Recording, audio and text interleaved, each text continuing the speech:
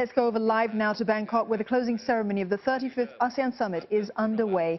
Earlier, Thailand said Southeast Asian nations are committed to signing what is set to be the world's biggest trade deal next year. Prime Minister Prayut Chan-o-cha said negotiations for the Regional Comprehensive Economic Partnership, otherwise known as RCEP, have concluded.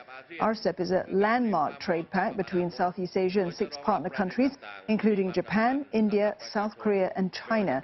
Thailand will hand over the chairmanship of the grouping to Vietnam. Now, 2020 is going to be a very big year for Vietnam. It will officially take over the ASEAN chair come January, the same day that it begins its role as a non-permanent member on the United Nations Security Council. เวียดนามจะดำรงตำแหน่งประธานอาเซียนต่อจากไทยได้อย่างเต็มภาคภูมิ